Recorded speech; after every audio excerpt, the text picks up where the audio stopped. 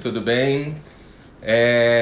Então, hoje falaremos sobre os motivos pelos quais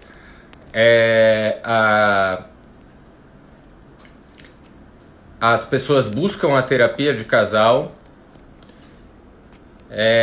Estarei junto com a minha amiga Candice, mas por alguma razão está dando algum erro aqui e a gente não está conseguindo incluir a Carol Fernandes aqui na nossa... Pronto. Agora sim, estamos bem acompanhados. Boa noite! Boa noite, tudo bem? Tudo, Edu. Só consegui entrar pelo celular. No computador não está indo. Não sei por quê. O computador acho que é um pouco mais difícil. Mas vamos lá. O importante é que a gente está aqui. É isso aí. Carol, eu queria que você se apresentasse. Quem é você? Bom, meu nome é Carolina Fernandes, eu sou psicóloga, trabalho no Instituto Paulista de Sexualidade, em Passex, e nesse momento trabalho com mais intensidade com casais, disfunções e diversidade.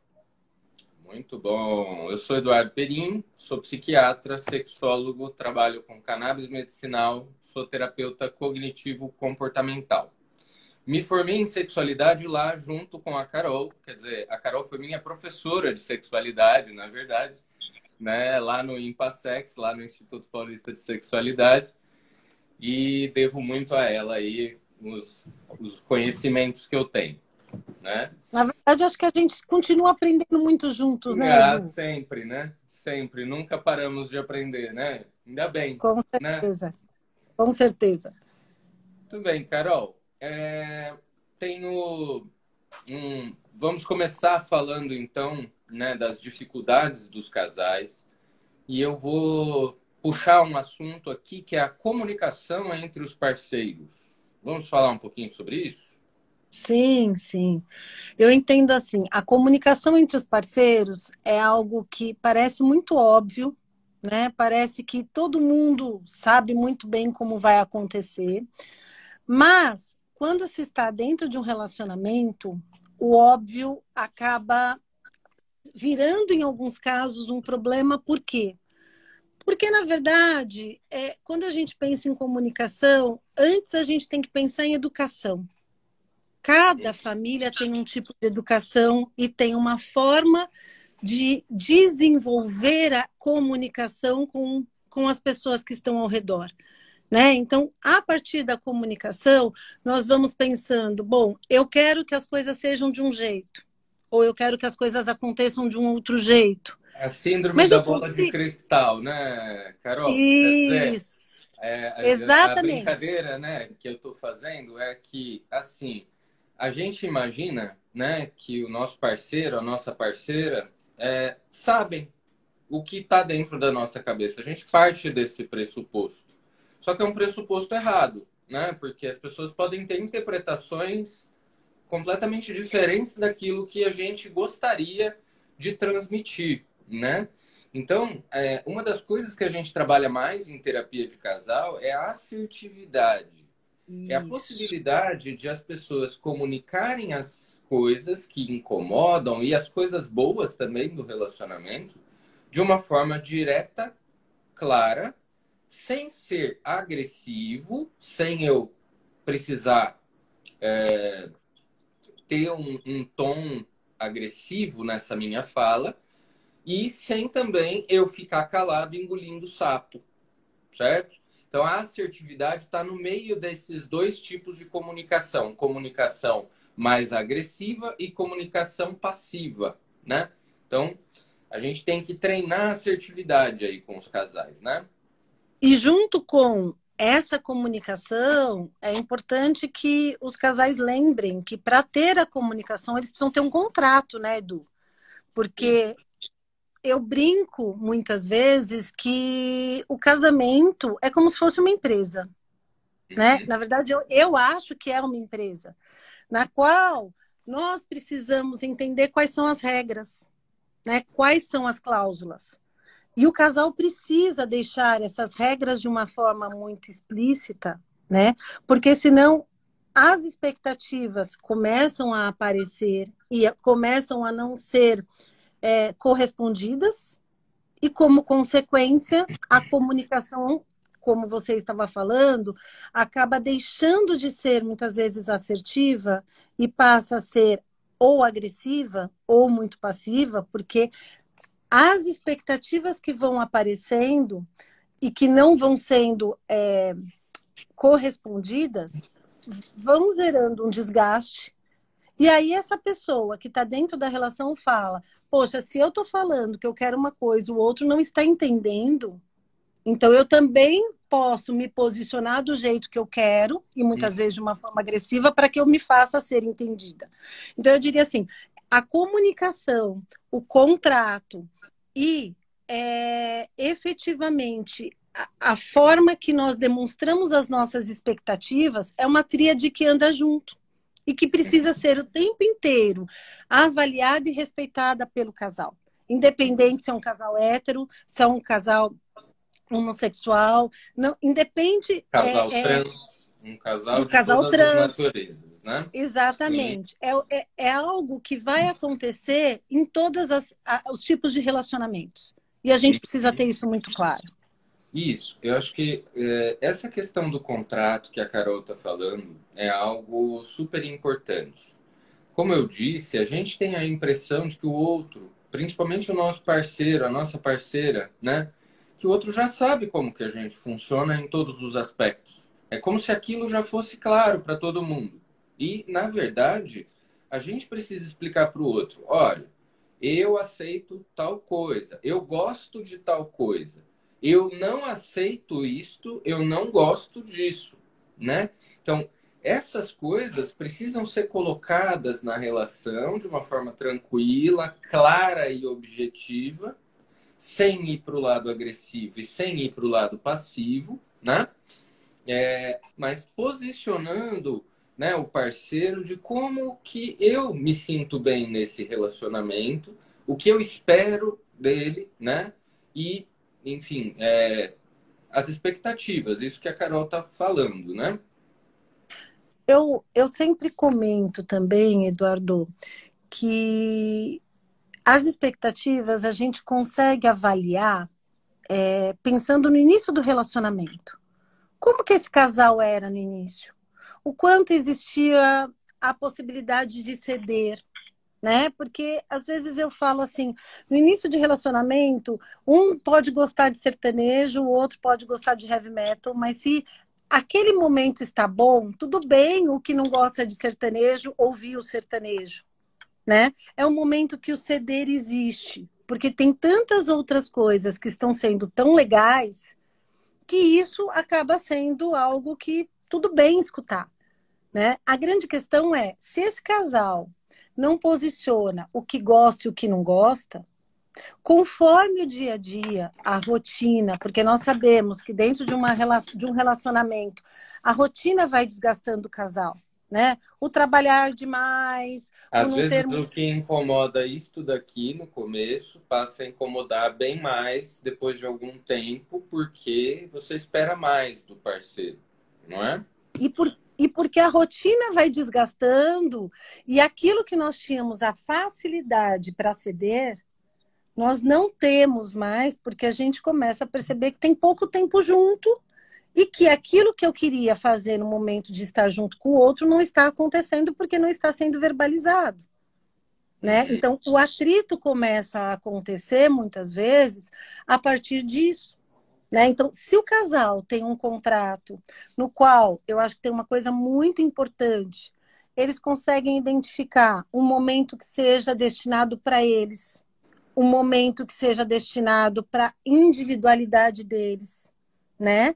Porque o casamento, ou estar morando com alguém, ou estar se relacionando com alguém, é efetivamente a possibilidade de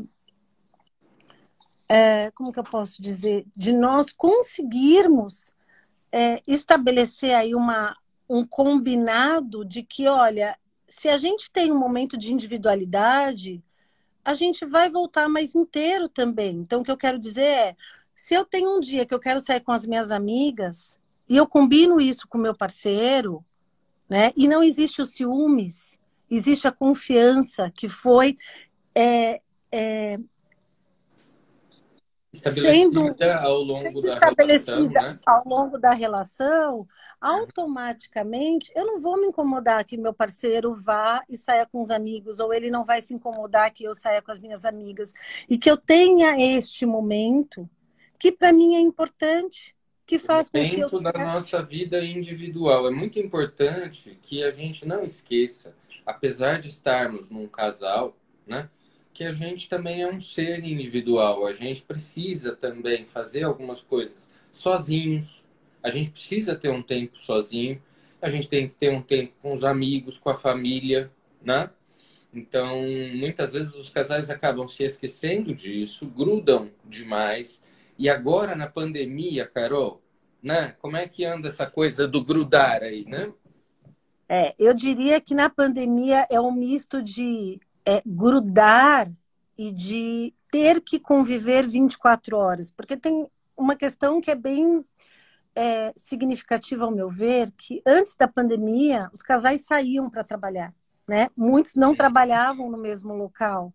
Então, conversavam com outras pessoas, se distraíam, almoçavam com outras pessoas. E quando voltavam, eles tinham assunto, eles tinham vontade de conversar a respeito de como foi o dia, do que eles gostaram, do que eles não gostaram, de quais foram as facilidades, quais foram as dificuldades, né? Com esse momento de pandemia, os casais estão tendo que enfrentar algo muito novo. Primeiro, muitos estão tendo que revezar, né, as questões do dia a dia que envolvem o lar, né? Então, uma comida, uma limpeza, porque nos momentos de pandemia que são mais sérios, a maioria de nós precisou e ainda estamos precisando liberar as pessoas que trabalham com a gente dentro da nossa casa.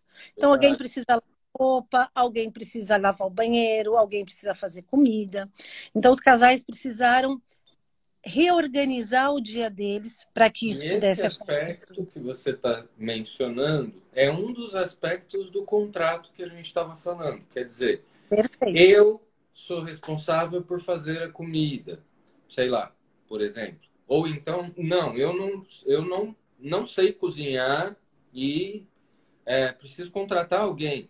Sei lá, tudo isso precisa ser negociada, né? Negociado entre os parceiros, né? De uma forma tranquila, né? Assim, é, alguma coisa, né? Eu vou precisar fazer uma parte das tarefas domésticas, a outra pessoa vai precisar fazer uma outra parte. Eventualmente a gente vai chamar alguém para fazer, mas agora na pandemia, como a Carol colocou, é mais complicado chamar alguém, eventualmente, né? Sim, sim. Então, E, uhum.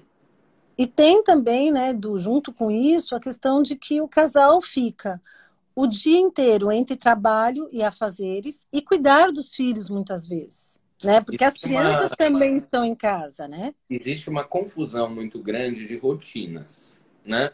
A rotina Perfeito. pessoal, a rotina da casa, a rotina das crianças, a rotina do trabalho, todas elas se misturaram completamente agora na pandemia, né? Exatamente. Então, isso tem sido um problema importante. Outra coisa que tem aparecido bastante, as pessoas se desregularam muito em relação ao horário de dormir, horário de acordar, horário de comer, horário para dar um intervalo no trabalho, horário de parar de trabalhar. Porque as pessoas não colocam mais horário de parar de trabalhar. Elas vão trabalhando, elas estão em casa mesmo, não é? Como se estiver em casa mesmo fosse sinônimo de eu não preciso assistir alguma coisa que eu queira, eu não posso estar com a minha família conversando, né? É como se essas coisas pudessem ficar sempre para depois. Então, aspectos relacionados ao prazer passam a não ser a prioridade muitas vezes e o trabalho passa a ser a prioridade, né? E aí a gente tem uma grande questão que é o excesso de trabalho também vai gerando um processo, muitas vezes, de entristecimento, né? Porque acorda e vai trabalhar. Termina o dia e vai dormir para acordar no outro dia e trabalhar novamente, né? Então, as expectativas que aquele casal também tinha de viajar, de passear, de aproveitar um pouco mais o dia a dia, acaba se restringindo às distribuições das tarefas de casa versus o trabalho. Então, Quer fica uma dizer, vida muito desgastante. isso que você está falando é super importante, né? Uma das coisas que a gente trabalha muito na terapia de casal é que o casal estabeleça, né, alguns momentos da semana, alguns horários da semana que eles devem, inclusive, até colocar na agenda mesmo, como se fosse um compromisso de trabalho ou um compromisso com alguém mesmo, e é, né, um compromisso com alguém, é um compromisso com o parceiro, a parceira, né? É, de estarem juntos naquele momento, namorando de novo.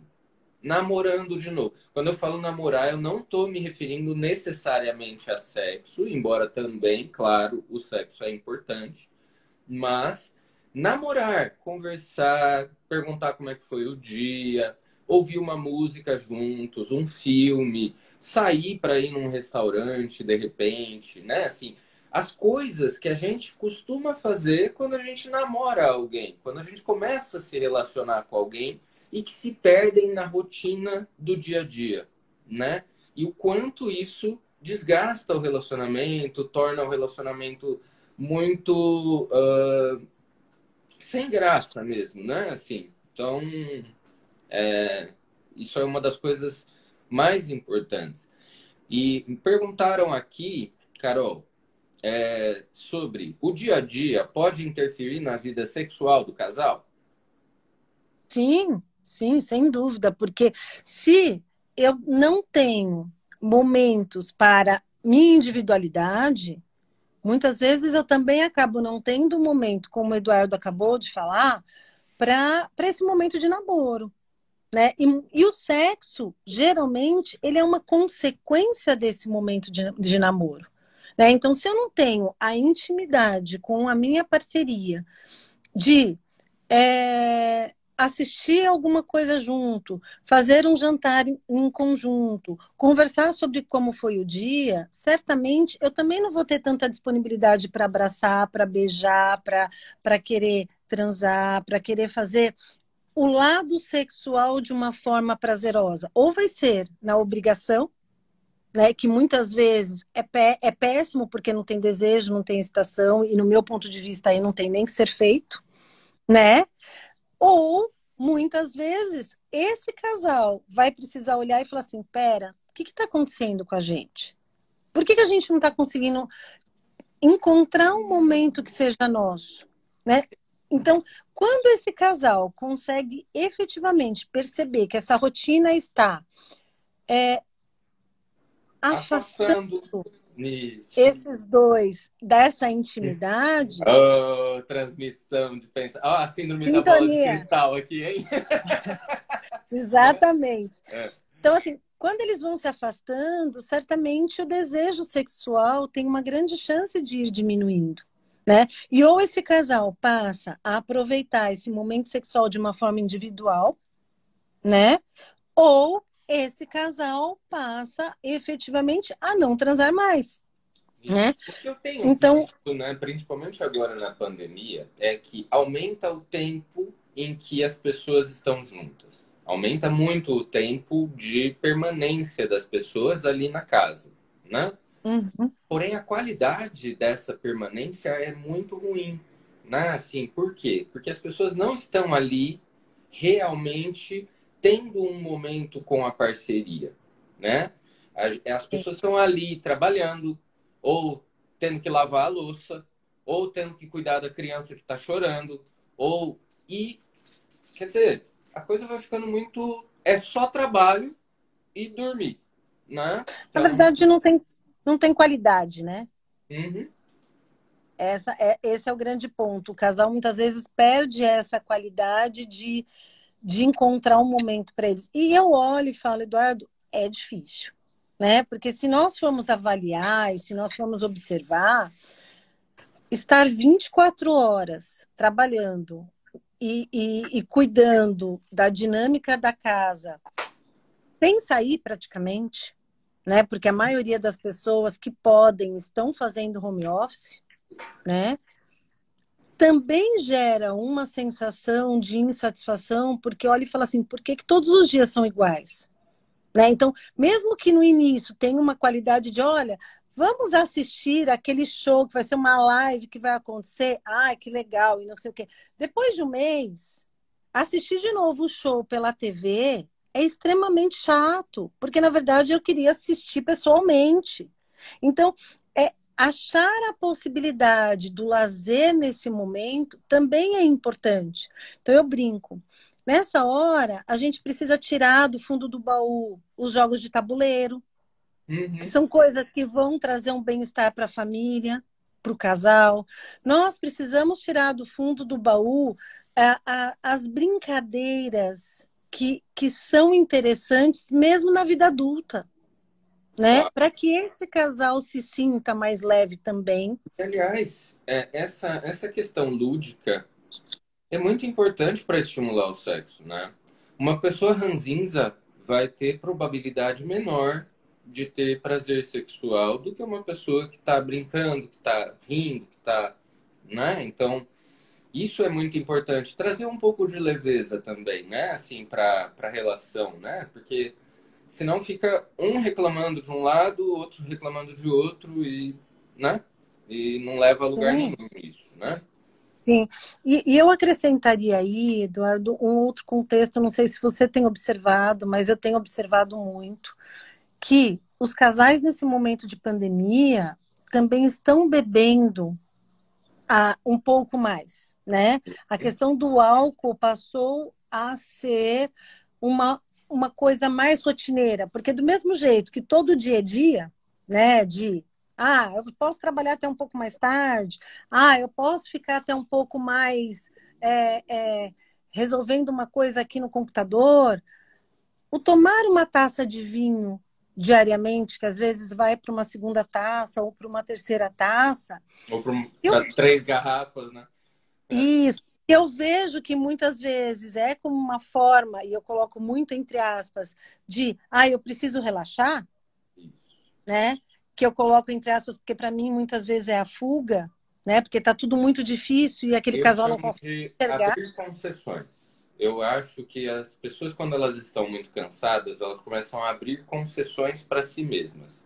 Então, por exemplo, eu, Eduardo, eu gosto de comer doce, gente, chocolate. Entendeu? Então eu chego cansado do trabalho, eu penso assim: eu vou comer um chocolate porque eu tô tão cansado e eu mereço. Entendeu? Então, o problema é abrir essas concessões todos os dias e de uma forma muito intensa, como a Carol está colocando em relação ao álcool. E eu acrescento, eu tenho visto um aumento, sim, do uso de álcool, de tabaco e de outras drogas também, né? Então, assim, Uhum. esse tem sido uma fuga. E se a gente olhar para o peso das pessoas atualmente, geralmente as pessoas ganharam peso durante a pandemia, né? Sim, Por quê? Porque sim. comeram muito, porque pararam de fazer atividade física e etc, né? E aí entra outra concessão. A academia está fechada, então eu não vou fazer atividade física. Gente, atividade física pode ser feita de várias maneiras diferentes, inclusive Dentro de sexualmente, casa. não é? Inclusive dentro de casa, Inclusive né? dentro de casa, claro. Uhum. Sim. E assim, é algo, né, que inicialmente. Ninguém vai fazer pergunta hoje, gente. Tá todo mundo tão calado assim. O que que é isso? Não tô entendendo. Gente, aproveita. A Carol tá aí, ó. Aproveitem. E eu diria assim, né, Eduardo, inicialmente fazia até sentido toda essa pausa, né? Porque era uma coisa muito nova, né? Ainda é, mas nós já estamos convivendo há um ano, mais de um ano, com essa questão da pandemia. Então, assim, nós estamos precisando aprender a reinventar e se readaptar a essa nova rotina que ainda vai durar um tempo, né? Mas no início era muito angustiante. existe um medo muito grande, uma angústia de morte, inclusive, né? E eu olho e falo assim, e eu acho que esses casais passaram a abrir essas concessões nesse primeiro momento. E depois que se abriu essa concessão, né, acaba entrando, isso acaba entrando numa rotina. E aí eu olho e digo, talvez seja o momento desse casal parar e reavaliar, né? Se esse casal percebe que está abusando um pouco aqui, um pouco ali, está faltando sexo acolá, né? E as coisas já estão um pouco mais adaptadas, por que não sentar? Por que não conversar? Por que não pensar em novos planos nesse momento de pandemia, né? Planos que Uhum. envolvam o cotidiano dentro de casa e a vida deles enquanto casal, né? Porque muitos casais também se aproximaram muito dentro dessa pandemia, porque começaram a perceber que a parceria deles funciona, que eles conseguem se organizar e se respeitar na hora de distribuir as tarefas, de valorizar o que cada um faz. Então, eu digo, talvez esse seja um momento para os casais que têm alguma dificuldade neste momento de interação ou de comunicação, de se disponibilizarem a sentar a sentar e propor para a parceria, né, a possibilidade de, escuta, vamos entender aonde a gente pode aprimorar? O que será que a gente deixou de fazer? Né? Ah, tá faltando a questão sexual. Pô, será que a gente pode incrementar com algum tipo de brinquedinho aqui, um brinquedinho ali? Será que a gente pode trazer novas fantasias para dentro das quatro paredes? Né? Então, assim, é a possibilidade de olhar e pensar. Mas é aquilo que a gente estava discutindo. O sexo só acontece de uma forma legal quando existe uma real parceria, né? Uma real E, aproximação dessas pessoas, né? Aí o sexo acontece de uma forma mais tranquila, mais natural, digamos assim, né? Quando sim, o casal tá numa fase de muita turbulência, né? Para alguns casais isso se torna excitante. É comum a gente escutar que as pessoas muitas vezes quando brigam têm mais vontade de transar. Isso acontece nas terapias, né? Na terapia de casal a gente ouve bastante isso, né, Carol? sim, É, mas para a maioria das pessoas, as brigas são broxantes, né? Não são excitantes, né? Assim, sim. geralmente. Uhum. Geralmente, nesse momento de briga, inclusive, Eduardo, começa-se a ter um bode expiatório, né? Então, um joga a culpa para o outro, né? É tão difícil olhar para si próprio e perceber, poxa, onde eu posso estar errando, que é muito mais fácil nesse momento eu responsabilizar o outro. E quando eu Gente, isso atendo, é, isso é super comum. Olha, eu faço isso porque ele fez isso. Ah, eu fiz isso porque o outro fez aquilo. Vira aquilo, né? Assim, não resolve nada, na verdade, né? Você ficar apontando de quem é a culpa, né? Entre aspas, aí não vai resolver nada, né? Assim, porque. E aí, o que que você faz com isso, né? pois é. Agora, se cada um assumir a sua meia-culpa e Uhum. os dois entenderem que a responsabilidade é parcial de cada um, né? Talvez eles consigam se escutar, né? E nessa escuta, talvez exista a possibilidade de começar a pensar que na força para ver quem é que vai ganhar, né? Eu brinco que às vezes parece uma competição, né? Para ver quem é que Muitas vai vezes ganhar a é uma competição. competição mesmo, né? Sim. O casal não vai sair do lugar. E aí vai entrando em crise, vai gerando a insatisfação, vai gerando a sensação de é, perda efetiva de admiração pelo outro. Uhum. E quando acaba a admiração, é onde efetivamente a minha preocupação aumenta demais. Sim. Porque aí, com a insatisfação e a perda de admiração, automaticamente a questão sexual vai entrando em processo de De decadência, digamos assim. degradação, né? Sim, Exatamente. verdade, verdade. A admiração é super importante, né? A gente pode admirar uma pessoa por ela ser bonita, por ela ser gostosa, por ela ser um bom profissional, por ela ser inteligente, por ela tocar um instrumento muito bem. e etc, etc, etc. Tem vários motivos para a gente admirar as pessoas. Mas os casais tendem a ir perdendo mesmo essa admiração, né? E começam a entrar num processo de degradação mesmo do casal, né? Sim, sim. Carol, pediram para falar um pouquinho sobre ciúme na relação, né? Então, eu vou começar falando um pouquinho. O ciúme é Tá. uma emoção primária do ser humano, né? E que ele é um amplo espectro em que tem gente que realmente sente um ciúme muito grande e muito até patológico, né? Versus pessoas que não sentem ciúme de jeito nenhum, né? Então, por exemplo, né? No ciúme patológico, a pessoa ela começa a ficar compulsiva por olhar as redes sociais do parceiro, por saber onde ele está, liga trocentas vezes por dia, manda mensagem, não deixa espaço para a individualidade do outro, né? Tem ciúme dos amigos, das amigas, enfim, Do né? trabalho.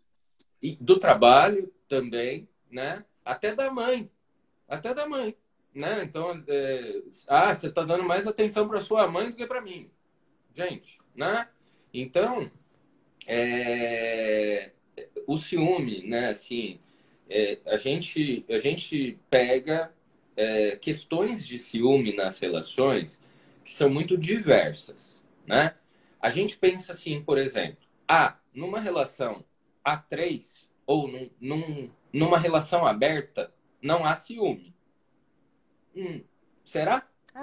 Às vezes tem, às vezes não tem, tá? As relações abertas também precisam de um contrato. As relações abertas, as relações a três, a quatro, a cinco, sei lá, também precisam de um contrato. Também é necessário se estabelecerem regras para como essas pessoas vão se relacionar com essa outra pessoa, né? Então, mesmo o relacionamento aberto, poliamor e etc., pode ter ciúme, tá? Então, mas fala um pouquinho, Carol.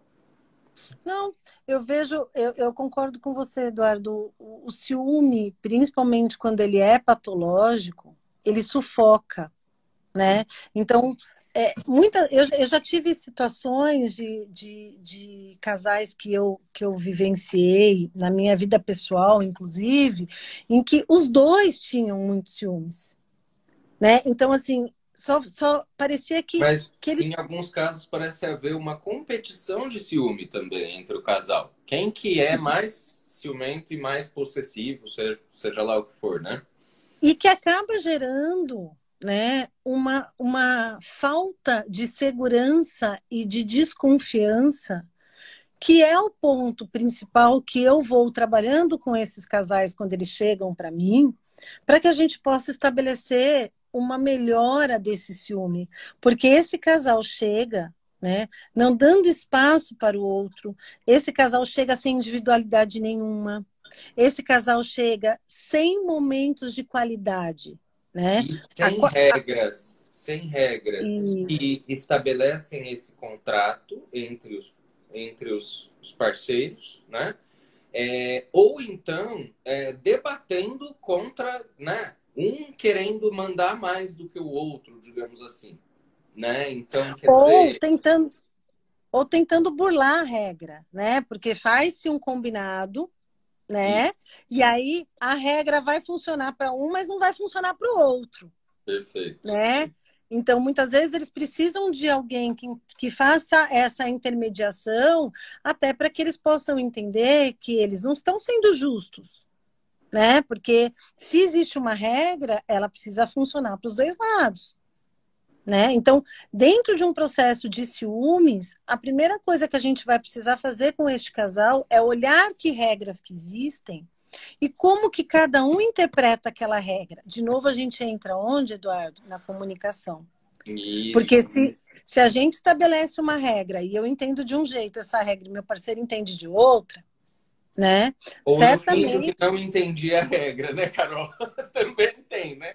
Enfim, pode Exatamente. Então, acontecer. assim, Então, assim, na regra tem, podemos sair toda semana com os amigos. Quando é a minha vez, tá tudo bem. Quando é a vez do outro, eu fico ligando para saber que horas que vai chegar, eu fico ligando para saber quanto tempo Pô, vai vem pra demorar. casa, meu, né? Tô aqui sozinho. Isso. Que são questões que, quando a gente está dentro do setting terapêutico, a gente vai questionar se são justas ou não. Como é se colocar no lugar do outro? Como é perceber que o outro está tentando controlar o meu tempo dentro de um combinado que a gente tinha feito que era diferente, né? Então, é óbvio que muitas vezes, e eu acho que deve aparecer muito no seu consultório, Edu, a gente precisa entrar, às vezes, até com a medicação por conta desse ciúmes patológico para a gente Sim. conseguir trabalhar todo esse contexto psicológico, né? Basicamente, existem dois tipos de ciúmes patológicos, tá? Eu vou falar brevemente sobre isso, mas um dos tipos é um ciúme obsessivo, né? Que é isso que a gente está falando neste conteúdo aqui, que a gente está falando de ciúme excessivo, a gente está falando desse tipo de ciúme obsessivo. Agora, tem também o ciúme delirante, que eu acredito piamente que o meu parceiro, a minha parceira está me traindo mesmo e eu não tenho evidência nenhuma disso, né? E na maior parte das vezes isso é apenas um delírio mesmo, né? Uhum. E essas duas condições, tanto de ciúme obsessivo, que a gente chama de ciúme patológico, né? Quanto de ciúme, quanto mais ainda, né? Quando é um ciúme delirante, né? Isso precisa de medicação também, além da psicoterapia, né? Sim, e eu diria mais, sem o início da medicação para aliviar os sintomas, fica muito difícil para nós terapeutas conseguirmos dar continuidade porque a gente não consegue sair do ciclo, né? A Uhum. medicação ajuda a baixar os sintomas para que a gente possa sair desse movimento cíclico que é patológico ou que é delirante, Isso. né? É. Outra coisa que eu queria falar, que não tem a ver exatamente com ciúme necessariamente, mas sobre a função da terapia de casal é unir o casal e melhorar a vida desse casal, mas, eventualmente, a terapia de casal também serve para que o casal se separe de uma forma adequada, para que eles se machuquem menos durante a separação, né? Então tem gente que fala assim, eu não vou procurar a terapia de casal porque eu já vou me separar mesmo dessa pessoa, então não tem por que eu fazer terapia de casal. Tem sim, tem porquê. Eu posso me separar de várias maneiras, né, da parceria, né? Eu posso me separar de uma forma tranquila, amigável, ou não, ou pelo menos resoluta, mas tranquila, né? Ou eu posso me separar me degladiando com o meu parceiro, né? Então, isso é também uma das coisas importantes da live de hoje, né? E eu vejo assim, né? Quando alguém chega para nós para fazer um processo de terapia de casal, é importantíssimo que nós falemos: olha, o nosso objetivo, a priori, é fazer com que vocês percebam se vocês querem ou não estarem juntos, né? Então, se nós vamos percebendo que efetivamente o objetivo de vocês é estarem juntos, nós vamos fazer tudo aquilo que é necessário para que isso aconteça, né? De Mas uma não, forma não legal necessariamente. e saudável, né? Exatamente, exatamente. Mas não necessariamente a separação acontece porque o casal deixa de se gostar.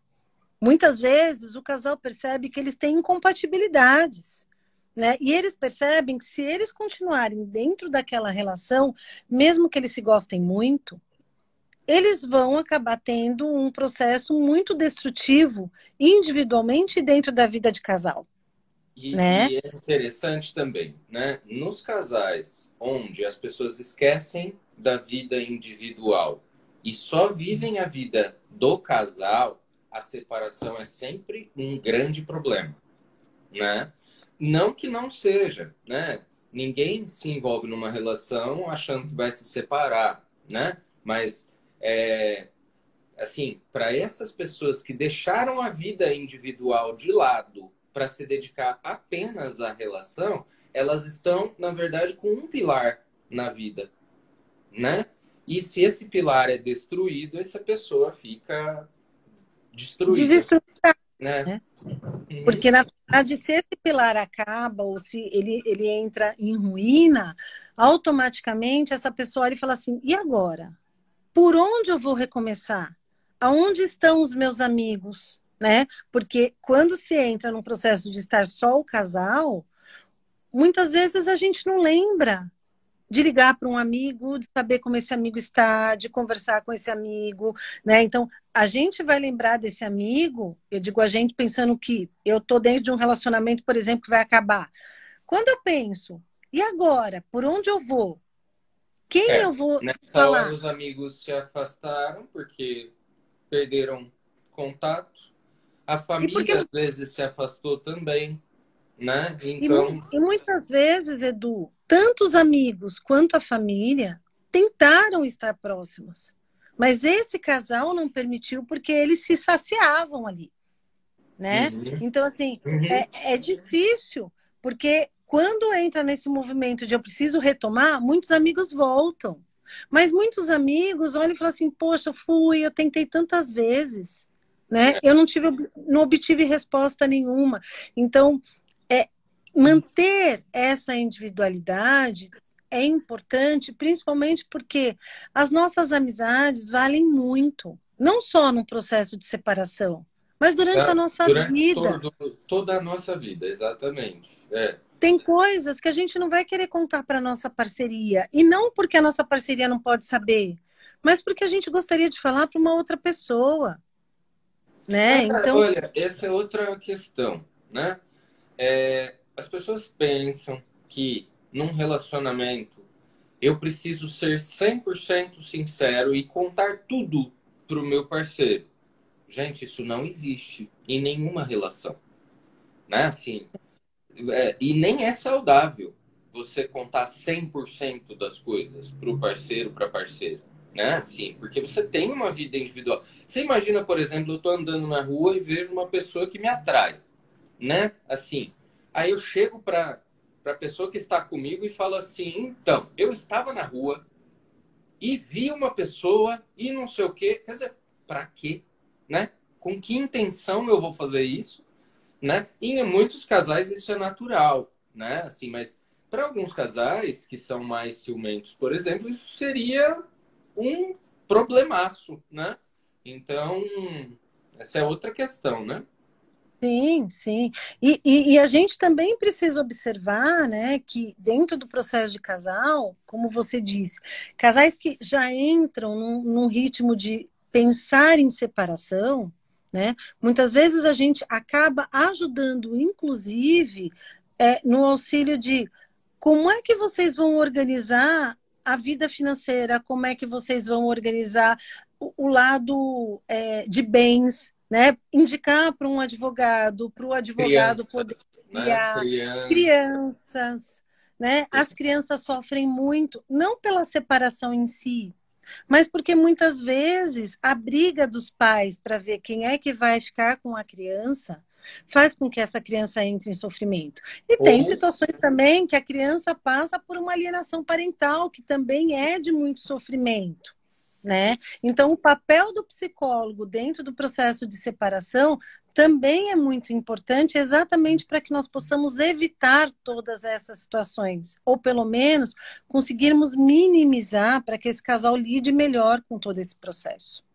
uhum, isso. Existe um limite na questão de viver a vida pessoal dentro de um relacionamento? Olha, essa é uma pergunta, né, que envolve o contrato, como a gente está falando, né? Então, assim, até onde eu posso ir, né? Ou até onde eu posso fazer as coisas e etc, né? Quer dizer, isso precisa ser bem alinhado na parceria, né? Para que se estabeleça, olha, você vai até aqui, mas passando aqui você está machucando o que eu sinto por você, né? Então, isso é importante ser dito, né? É, porque o meu limite é muito diferente do limite do outro. Do mesmo Hum, jeito que a gente estava conversando a respeito do contrato, né, Eduardo? Eu acredito muito que tem também as diferenças culturais, né? Então, o meu limite, de acordo com o que eu aprendi, de acordo com a cultura que eu tenho, vai ser diferente do limite da minha parceria, que não e necessariamente veio da entrando mesma então cultura. já na outra pergunta que fizeram aqui, você já tocou no assunto, né? Quando os parceiros são de culturas diferentes, como lidar com a frieza cultural de um deles? É, eu diria que assim, a melhor forma é fazer recombinados, né? É dizer, olha, isso para mim é difícil, se para você não é, então vamos fazer um combinado assim ou assado, porque assim, em alguns casos, o tentar explicar no cotidiano não resolve, né? Porque o outro nem vai perceber que aquilo é um problema. Eu vou dar um exemplo. Uma pessoa que é super protetora com o filho, né? E aí o parceiro ou a parceira fala assim, eu acho que é um exagero, né? E aí a gente tem essa pessoa que é super protetora, por exemplo, que teve uma mãe que também era assim. Isso é uma aprendizagem. Uhum, É uma forma que essa pessoa desenvolveu porque ela vivenciou desse jeito, né? uhum, Então, muitas vezes, quando a parceria começa a perceber e para de bater de frente e tenta olhar e falar assim, vamos fazer combinados? Então, como é que a gente vai lidar com o nosso filho? Nosso filho está crescendo, ele já consegue tomar banho sozinho? Ele não consegue? Ah, ele consegue. Então tá. Então banho ele vai tomar sozinho. Ah, mas ele não consegue comer ainda sozinho porque tem que usar faca e é perigoso. Então tá bom. Então nós ajudamos ele na alimentação por enquanto, mas a gente vai começar a fazer com que ele comece a tomar banho sozinho. Pode ser? Então a gente vai tentando fazer o meio do caminho, um pouco para um lado, um pouco para o outro lado. Né? Então, eu diria assim, é muito difícil quando não existe o combinado, né? Porque uhum, quando não existe o combinado, a gente tem que tomar o cuidado, porque senão a gente passa a desrespeitar o outro sem querer, né? uhum. Seja porque se sente desrespeitado, ou seja, porque efetivamente o outro não tem a escuta diante daquela circunstância. Então, fora do momento de estresse, o ideal é que esse casal vá, converse e faça combinados a respeito daquilo que está incomodando, Isso é uma né? coisa importante também, né? Então, assim, a gente falou da importância do casal ter um momento de namoro ao longo da semana e tal. Também é importante, de vez em quando, ter um momento para se discutir a relação de uma forma tranquila, sem estar nervoso, sem estar bravo, sem estar chateado. Só discutir a relação e falar: olha, aquele dia você fez isso, eu me senti mal, podemos mudar isso, enfim, né? Quer dizer, de uma forma tranquila, né? Porque no momento que tá quente a coisa, a chance de eu falar alguma coisa que vai magoar o outro, ou vice-versa, é muito grande, né? Ou até partir para uma agressão física, por exemplo, né? Que é pior ainda, né? Assim, quer dizer, Até porque, né, Eduardo, no momento quente, digamos assim, no momento do atrito, é muito fácil para nós lembrarmos das coisas que o outro fez que incomodou ou que incomodaram, né? Então, se eu não tomar muito cuidado, eu entro num processo de começar a delegar a culpa para o outro ou responsabilizar o outro por coisas que já aconteceram. E efetivamente, de novo, a gente só vai aumentando a bola de neve, a gente não resolve o problema. Então, muitas vezes, esperar a situação passar e posteriormente tentar sentar e conversar é uma boa alternativa. uhum. E assim, uma outra coisa que eu percebo muito é assim, Carol é minha esposa aqui, tá bom? Então, Carol, você é uma vagabunda. Você é uma pessoa, né? Assim, você é uma pessoa horrível. Você é mal educada, certo? Você é Gente, mal-humorado, né? Aí eu vou você é começar. mal-humorada, né? Isso é uma coisa, gente, que gera problema. Porque eu tô falando uma coisa que ela pode entender de diversas formas diferentes e ela não vai conseguir, a partir do que eu falei, ela não vai conseguir localizar onde que está o problema. Porque eu tô falando uma coisa assim, eu tô falando uma qualidade da Carol, certo? Quando, na verdade, o ideal é que a gente discuta o comportamento da Carol. Então, Carol, aquele dia você fez isso e quando você fez isso eu me senti assim, certo? Será que podemos recombinar isso? Né? Então, neste momento, eu estou apontando exatamente qual é o comportamento que me chateou, né? E estou falando do comportamento, eu não estou acusando a Carol de ser mal educada, horrível, seja lá o que for, né? Então, é o comportamento que foi ruim, né? Outra coisa, que é uma outra regrinha também de parceria, né? De relação, é não ficar voltando no passado, certo? Então, assim, você deixou a toalha molhada em cima da cama, e você, mês passado, não deu comida para o cachorro. E um ano atrás, você me traiu. E, gente, não leva a nada. Vamos discutir o comportamento de hoje, a situação que te incomodou hoje. Porque não adianta você ficar voltando em tudo, porque isso só desgasta e não leva a nada, né? Sim. Não, e assim, tem uma outra fala que eu brinco que é muito comum, né? Você sempre faz isso. Você sempre fala que você vai mudar e você não muda.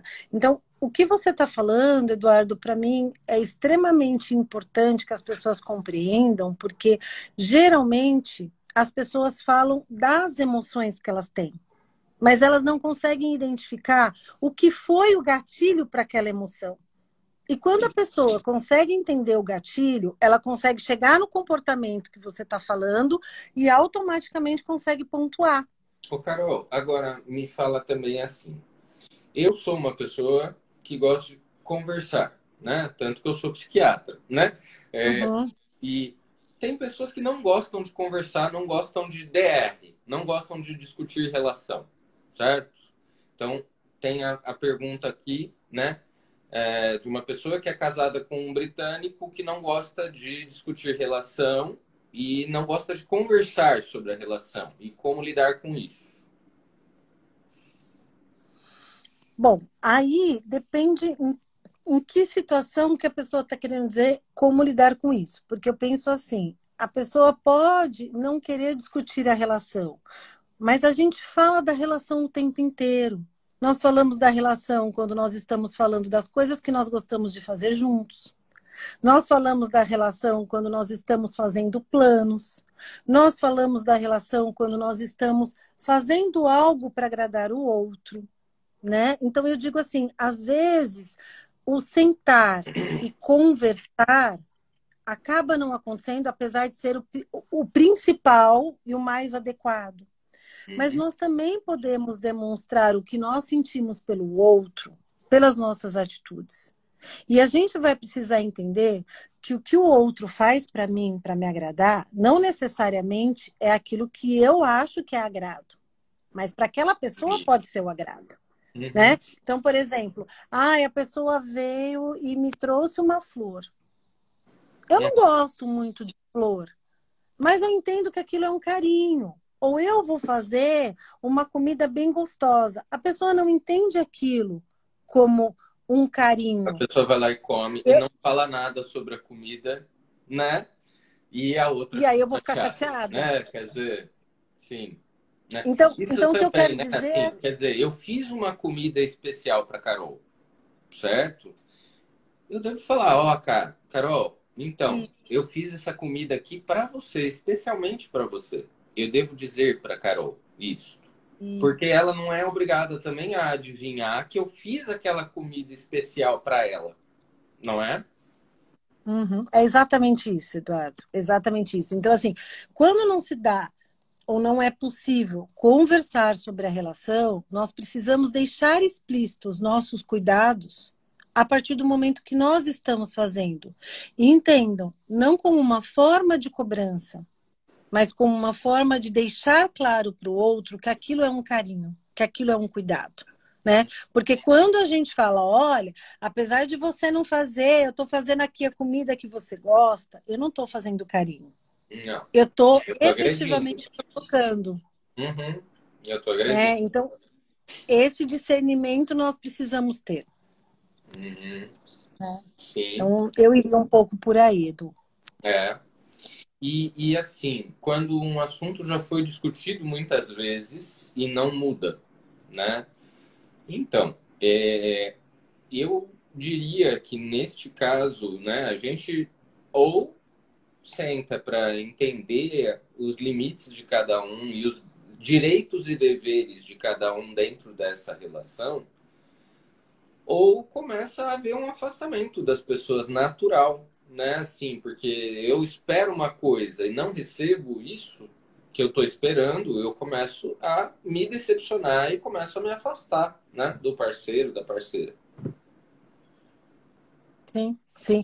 E muitas vezes, quando entra nesse processo, pode acontecer um processo aversivo, inclusive, né? Porque começa a ficar tão incômodo, né? O não se sentir escutada, ou não se sentir escutado, né? O não se sentir na possibilidade de eu estou tentando e o outro não está tentando, né? Promover uma mudança, que eu falo assim, não quero nem chegar perto. Eu Eu já estou sei que vai fazendo um acontecer. trabalho sozinho, né? Então, Exatamente. sim, é Exatamente. decepcionante, né? Aí a gente precisa tomar muito cuidado, porque senão a gente ultrapassa o nosso limite. Né? A gente precisa entender até onde é o nosso limite para investir no relacionamento. E quando é que a gente precisa perceber que assim nós fizemos tudo o que era possível, né? E mesmo gostando muito, a gente percebe que não dá. Tem hora que a gente percebe que não dá, né? Uhum. Exato. Quer dizer, depende da intensidade que isso mexe comigo também, né? Quer dizer, se for uma coisa super importante para mim e a Carol não tá nem aí para o que eu tô falando, fica difícil, né? Se for uma coisa mais ou menos, eu posso pensar em flexibilizar e etc, né? Agora, se for uma coisa essencial, né? Difícil, né? Exatamente. E também nas relações que eu tenho visto agora na pandemia e também, né, é muito comum também outro motivo de procura, né, de terapia de casal são as disfunções sexuais, né? Então assim, ejaculação precoce, disfunção erétil, baixo desejo sexual, diferença do que da frequência sexual que eu quero versus a parceria quer, né? Masturbação excessiva, que tem também acontecido na pandemia como uma concessão também, né? Né, vaginismo, dispareunia, né? Então, vamos falar um pouquinho disso, Carol? Vamos. Eu acho que a primeira coisa que a gente precisa pensar, né, é que a partir do momento que se observa que existe uma ou mais disfunções, né, Eduardo? Porque muitas vezes o homem pode ter ejaculação rápida e a mulher pode ter uma dor com a penetração, que seria uma dispareunia, por exemplo, né? Muitas vezes a gente vai precisar trabalhar a base deles enquanto casal e eles vão precisar trabalhar individualmente com outro profissional a questão da disfunção erétil ou da ejaculação rápida ou da dispareunia, né? A gente precisa entender que quando se trabalha com uma disfunção, muitas vezes é necessário um atendimento individual em paralelo para que essa pessoa consiga entender o que pode estar sendo desencadeado por conta dessa disfunção, né? Qual é a causa dessa disfunção, E no né? Então, nosso até... formato, né, de terapia de casal, no meu, e eu também conheço o formato que a Carol trabalha, né? A Uhum. gente também faz muito isso. A gente chama o casal em algumas sessões, a gente chama E... um em outras, a gente chama outro em outras sessões para trabalhar algumas questões individuais. Mas concordo com a Carol que em alguns casos, né, a situação precisa de o ideal, né, um terapeuta individual para cada um e um terapeuta de casal. Claro, isso tem um custo, tem tempo, tem uma série de coisas que às vezes impedem, mas muitas vezes o ideal seria isso, né? Assim, Até porque, né, Eduardo, a gente precisa lembrar que quando se trabalha com um casal, é importante que esse casal entenda que nós somos neutros, né? Que nós não estamos é, puxando a tem sardinha para um lado, né? isso. E muitas vezes, quando a gente acaba tentando ajudar um lado em paralelo com um casal, né, fazendo uma atividade, um momento de terapia individual e em paralelo com o casal, a pessoa da relação que não está fazendo atendimento individual, muitas vezes se sente menosprezada, ou descuidada, ou acha que está se puxando sardinha. Então, a gente precisa tomar muito cuidado com isso, exatamente para proteger este casal e para proteger o setting terapêutico. Né? É óbvio que tem casais que a gente percebe que conseguem fazer uma separação muito boa nesse sentido. Então, dá para a gente fazer um atendimento aqui individual, um outro atendimento ali individual, principalmente quando uma disfunção sexual é situacional. Né? O que eu quero dizer com situacional, pessoal? A disfunção sexual que é situacional, ela acontece só em algumas ocasiões. Não é algo que já Ou com acontece há seis algumas meses pessoas, ou né? mais. Ou Algumas só com algumas pessoas também. pessoas. Sim. Então, se é uma coisa mais situacional, a gente consegue fazer esse combinadinho, né? Mas quando é algo que nós percebemos que não é situacional, que é primário, né? E que já acontece há muito tempo, é importante muitas vezes ir para esse processo de terapia individual, até porque assim, essa pessoa vai falar de coisas muitas vezes que aconteceram antes da relação. Né? Porque quando a gente vai entender a causa dessa disfunção, a gente precisa entender a história sexual desse indivíduo, né? Então, eu muitas vezes falo, eu estou num relacionamento, eu preciso me cuidar porque eu não preciso saber o que aconteceu nos relacionamentos anteriores com a minha parceria. Né? Eu preciso me preocupar com o que está acontecendo agora, porque eu não quero me comparar com os outros ou com as outras. Né? Uhum. Então, muitas vezes, conseguir fazer esse discernimento e encaminhar, em alguns casos, para um atendimento individual, é para proteger esse tipo de situação, para que nós Uhum. não tenhamos a exposição, para que nós não tenhamos a comparação que pode gerar, sem querer, os ciúmes. Uhum. Né? Então, a gente pode ter um problema que não era para ter naquele momento. Isso.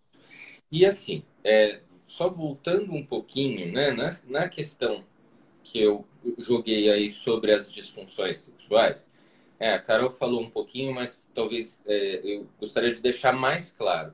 Existem algumas disfunções sexuais que muitas vezes são complementares entre o casal, tá? Então, por exemplo, uma mulher que tenha vaginismo, né, que ela prende a musculatura pélvica de uma forma que impede a penetração, né? Isso de uma forma inconsciente, ela não percebe que ela está fazendo isso e torna a relação muito dolorosa. Junto com um parceiro que tem baixo desejo sexual ou que tem disfunção erétil, por exemplo, né?